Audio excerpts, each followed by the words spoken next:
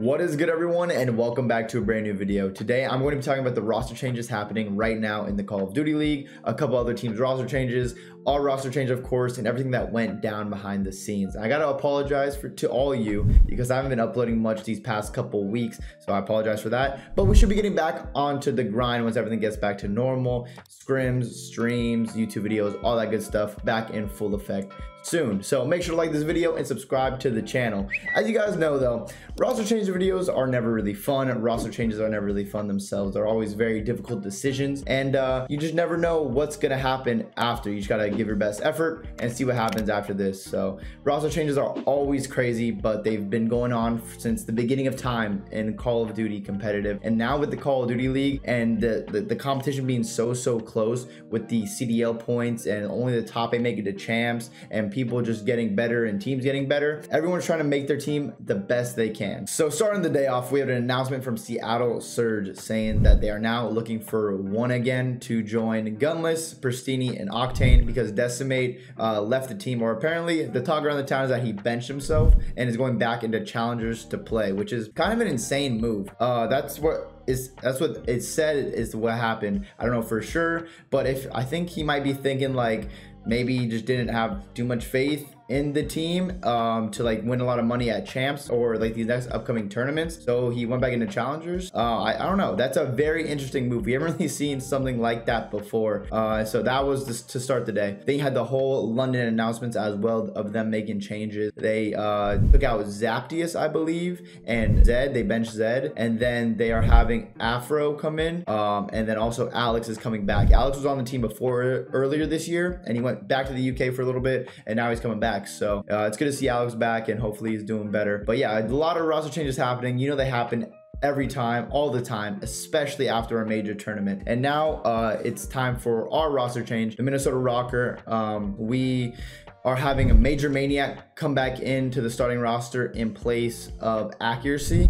This change pretty much happened after a sloppy performance in stage 3. I think we went 2-3 in the group stage, and then got lost first round to London 3-0 in the Major 3. So with our team, even from the start, right when we switched out Major Maniac, we brought Eli Standy in and moved Preston to like the second AR role. Things definitely got better, for sure. They got better.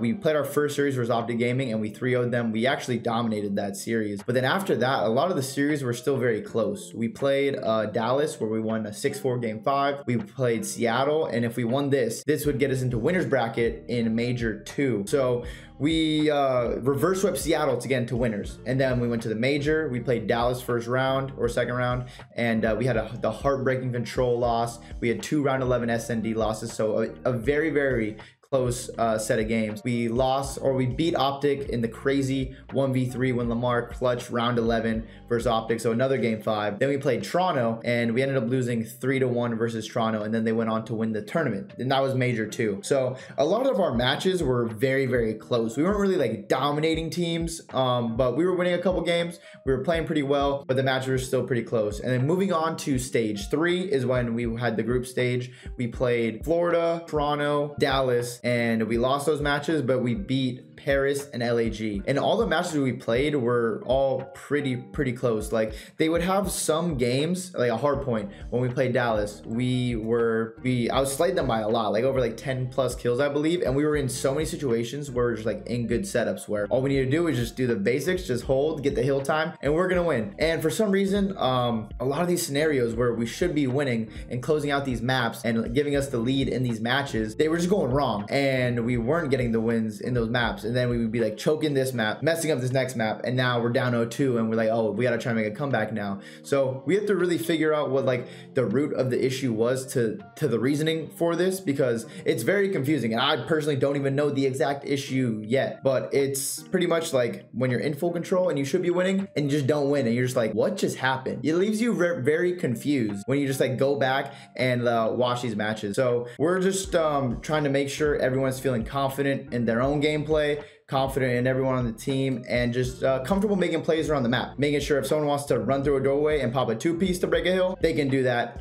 So we're gonna try and just figure stuff out, because we can't be having that happening. We're just too good of players, too good of a team to allow that to happen, because we should be forcing a lot of these games. We should be taking a lot of these maps and forcing some and having some very tough matches with some of the best teams in the game. So we have to address and fix that problem. And this is definitely not an easy choice, but we want to find what's best for this team to make us dominant across all game modes, because the goal is not only to win these maps and win these matches by a little bit, but to dominate these series, win by 100 points in control, win 6-1, 6-2 in SND, blow teams out of control, because you just want to be the best players and the best team you could be. And everyone thought this was the best idea to bring Major Maniac back in. Not taking anything away from Lamar accuracy. He's a very clutch player. He has an insane amount of clutches. He's a very smart player, a great IGL. I've teamed with him since Black Ops 4, the last 2 events of Black Ops 4, and he's helped me learn so much about Call of Duty, look at it in new ways, and he really just rallies the troops and gets everyone on the same page. So definitely one of the best teammates I've had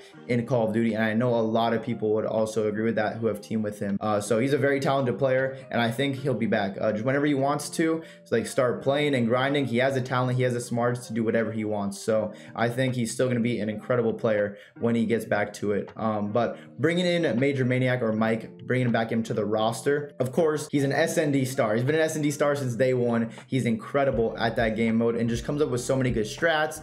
He's probably going to be the one calling our strats in SND. With our old team, I think we were statistically the second best SND team in the game. When we had the first iteration of our team, our hardpoint was really bad. We were like the last in hardpoint, and our control was still pretty good, and it's been pretty good with both teams that we've had. So we want to get our SND back up to what it was, to where we're just dominating. We want to get our control, we want to make sure our control gets a little bit better and stays consistent, because with every control we've lost, we've honestly like choked it, and we should have been able to close it out, but we've been in good positions to win. So now we just need to get that one extra kill, then one extra hold, and we'll be winning these controls and just dominating that game mode. And then make sure our hardpoint stays good, because after we added Eli to the team, our hardpoint definitely improved. So we need to make sure our hardpoint stays improving and stays consistent, because the goal right now, like I said, is to just dominate. We don't want to win these close series by just 10 points on a hardpoint, 1 round in SND, 1 round in control. Like, you, of course, you're gonna have close games versus the top teams, but you need to be able to just dominate sometimes. Win by 150 in hardpoint, win 6-1 or 6-2 in SND consistently, win a control 3-0 or 3-1. Like, you just need to be able to dominate this series,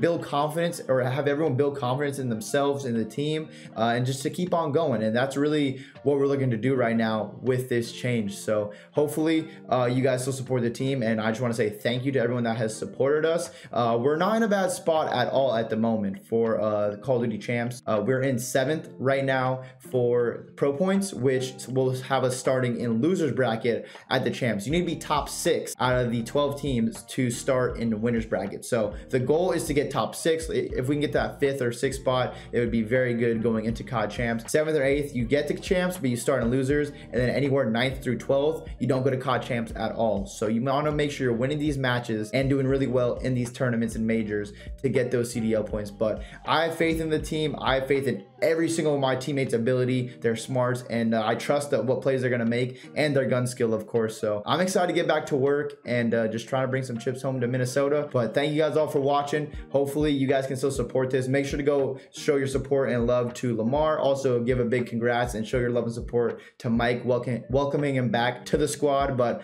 I'm just excited to get to work and hopefully make you guys proud. Thank you guys all for watching. I will see you in the next video, and as always, my name is Attach, and I'm out. Peace.